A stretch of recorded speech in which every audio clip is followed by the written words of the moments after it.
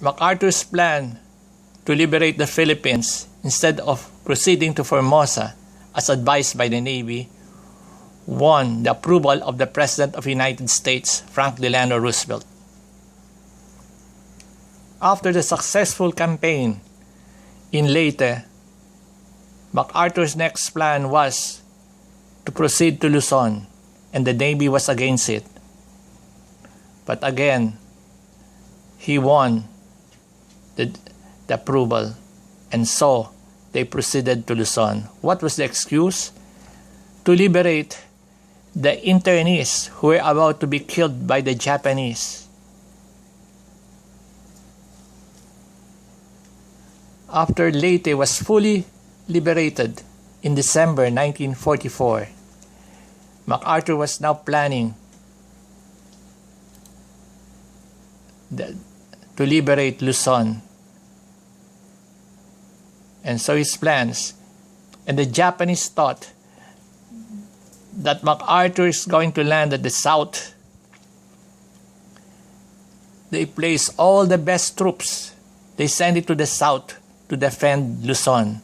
But MacArthur had other plans and went towards the longer route at Lingayen, and the Americans landed unopposed. Here MacArthur assigned the 37th Infantry to proceed to Manila and liberate the internees and the prisoners of war at Cabanatuan. Later on, he assigned the cavalry, the 1st Cavalry, known as the Flying Column, to proceed to Manila using jeeps, tanks, with the air support. In 2 weeks' time, the 1st Cavalry arrived in Manila. The people were jubilant, welcoming the liberators, and the guerrillas also joined in, not mere as scouts, but fighting with the Americans to liberate the American prisoners of war at Cabanatuan. And they had the best weapons, the latest, the M1 carbines, the boots, at times helmets. And there were only 2 casualties in the successful raid at Cabanatuan. 4 months before MacArthur landed at Leyte, one of the guerrilla leaders in Manila and his wife, Josefa, Antonio Escoda, he predicted that Americans will arrive in Manila before his birthday, February 2, 1945.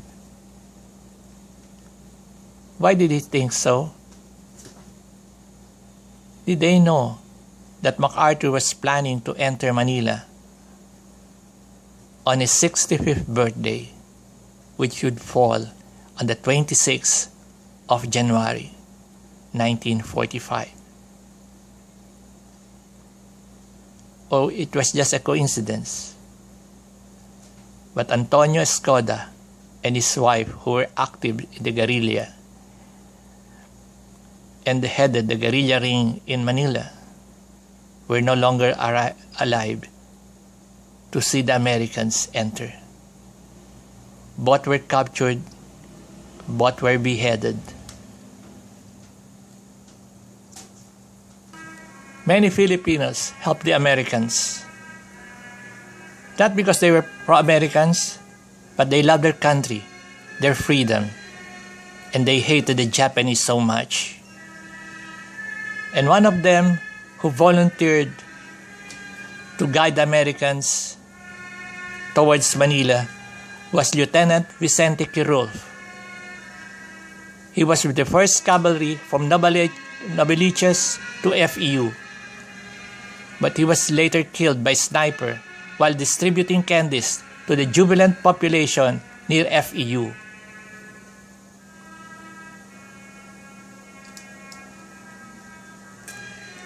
Another Filipino, the leader of the Allied Intelligence Bureau, an unarmed guerrilla ring in Manila, that was assigned to gather intelligence to report the latest about the movements of the Japanese, prepared his men and told his men the Americans will be arriving either on the 3rd or the 5th, but not later than the 5th of February. We have to help them, guide them towards the safe streets that are still unmined by the Japanese, while the new streets that were marked unsafe, while the other streets that were marked safe were no longer safe. They were heavily mined by the Japanese. Manuel Colayco, a pre-war philosophy professor of Ateneo de Manila,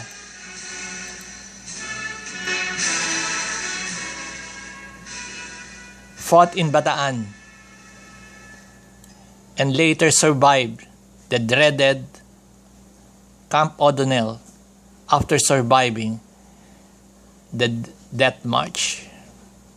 He was released, like many Filipinos, the following year. But instead of living an ordinary civilian life,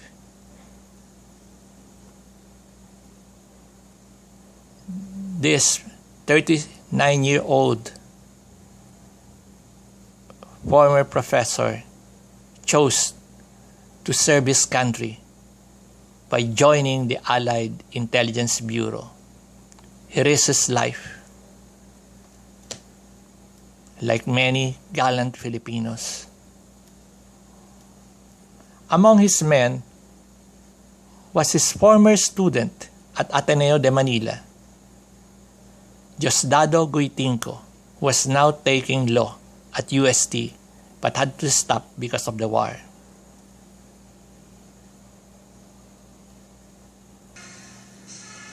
Unexpected, the Americans arrived on the 3rd of February, and Captain Colayco was one of those Filipinos who received the Americans. He did not only stand there, but he volunteered to guide the Americans that afternoon of February 3. And also later on, Lieutenant Guitinco was invited by Colayco to join him in the weapons carrier. Later on, a firefight took place and the Americans did not know where to go. They got lost in the streets of Manila.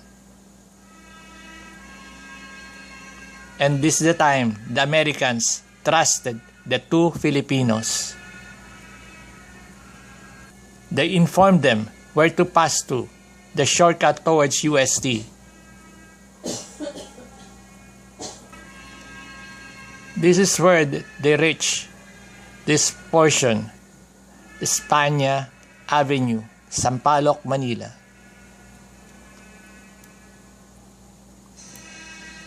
This was UST, now an internee camp for the past 3 years.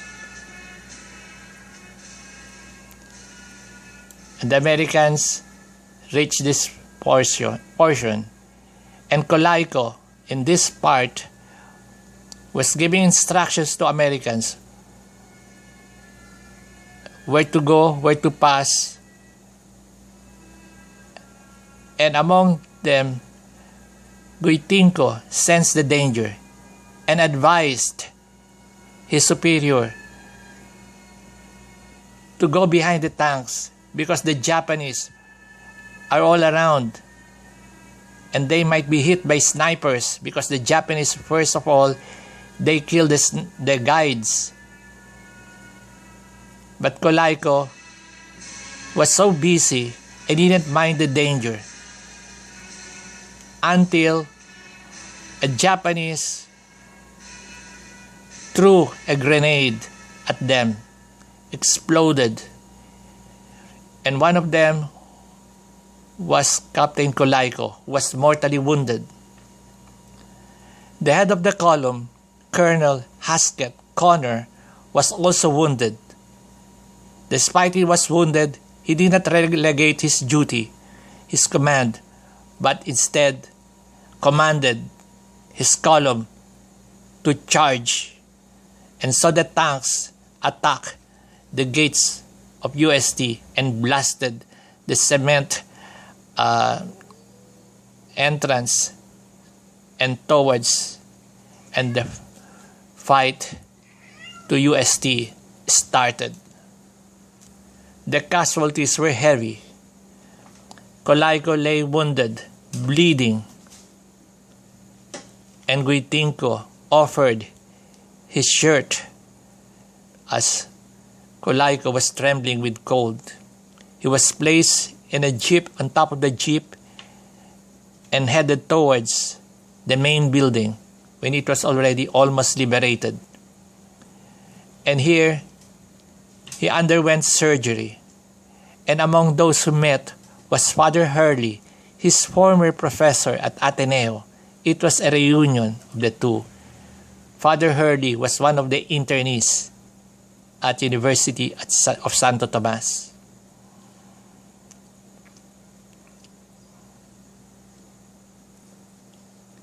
Now Colayco, while he was still recovering, immediately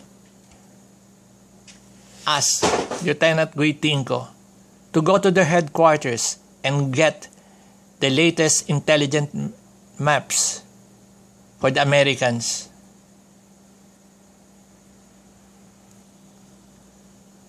And so Lieutenant Guitinco had to climb over the walls of UST near the gym, Picampa, and he thought he would be given some transportation like a jeep towards their place a kilometer away. He was only given 2 soldiers to escort him on foot, but Lieutenant Guitinco did not agree. Instead, he chose to go alone, for it was more dangerous to go with 2 soldiers, and that will attract all the Japanese snipers around. So he returned to UST after a few hours and offered the map to the Americans. And the Americans were very grateful and made him an honorary member of the 1st Cavalry. But surprisingly, never gave him not even a pistol or a rifle for him to defend himself as he guided the Americans in other parts of Manila. Meanwhile, Lieutenant Guitinco visited his friend, Captain Colayco, wherever he was confined. After being treated at UST, he was brought to Santa Catalina Ladies' Dorm, which became a temporary hospital. And later on, he was transferred at the Legarda Elementary School near Balikbalik.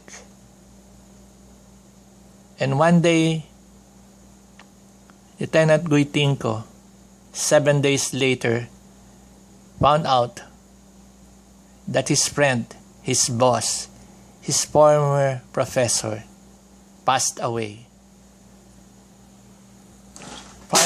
Finally, after the heavy fighting, the Americans liberated UST. MacArthur visited the jubilant and grateful Americans who entered the air for the past 3 years. Also liberated was the old beloved prisons